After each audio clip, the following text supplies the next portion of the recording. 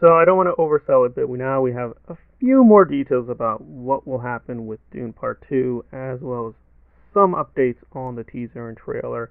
If you're okay with some minor spoilers, and some of them I think were regrettable, then listen on. So please like and subscribe for more content. Alright, let's get into it. What is occurring? Well, we're getting a very, very brief description of what will be shown in the teaser, and it's very intriguing. So yes, we're going to have Uriel on, and she'll be doing some narration. We're going to have Chani and Paul. Apparently Paul will be either riding a worm or will be interacting with trying to master it. Nothing on Fade or the Baron Harkonnen, at least not from the description, but they are in the background.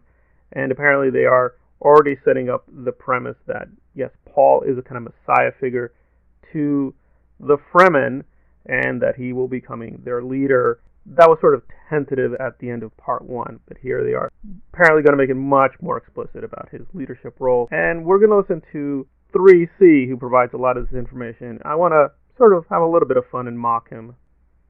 Princess Corino says, "In the shadow of Arrakis lies many secrets, but the darkness to all of that is what remains. Fury will rise," flashes across the screen as the Pic's tagline. What if Paul Atreides was still alive, asks Pugh's character. We see him rise as a great leader among the Fremen, getting advice from Javier Bardem's Stigler's about riding the worm, a great rite of passage with the tribe, awesome grappling and hooked work as Paul tries to wrestle and mount the beast, getting swallowed up by the sand. There's a shot of someone's eyes turning blue, getting high on the spice. Yeah, a lot of people said the best.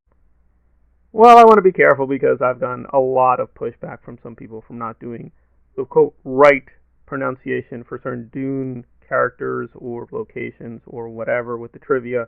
Again, Dune is a little difficult.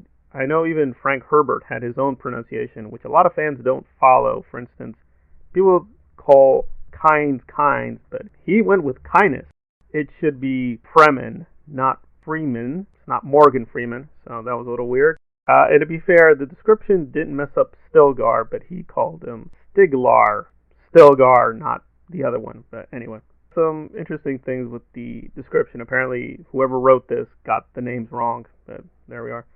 Now, in terms of the substance, I am a little bit torn on this because in the books with Uriel, it's actually a big twist.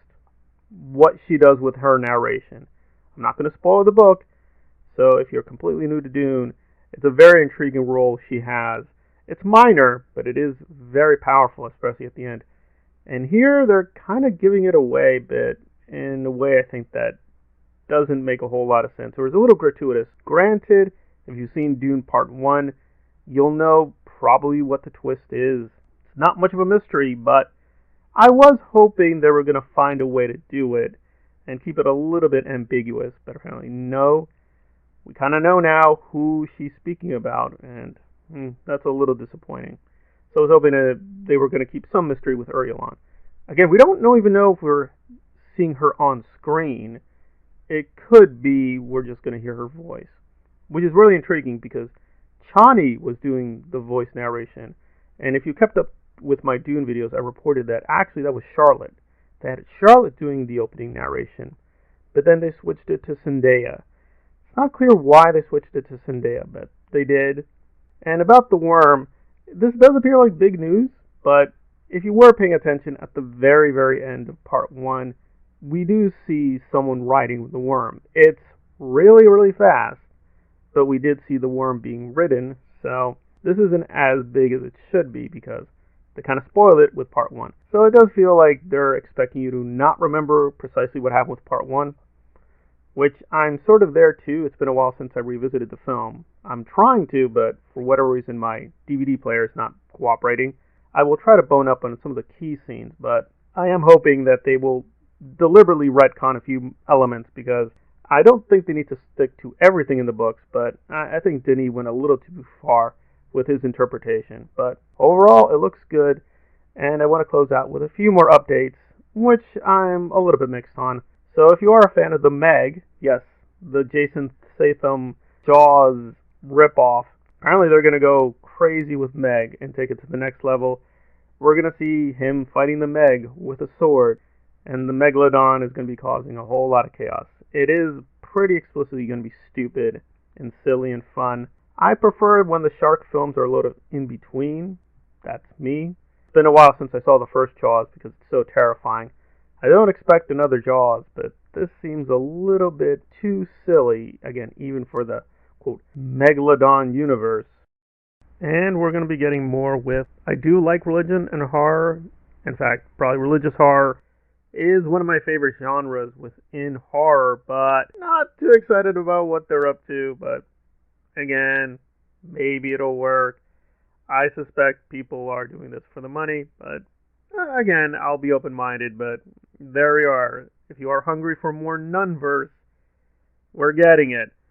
But I don't want to put off the bad news, which is Aquaman 2, which is pretty disappointing. So apparently the plot will be Orm and Aquaman will team up against Manta.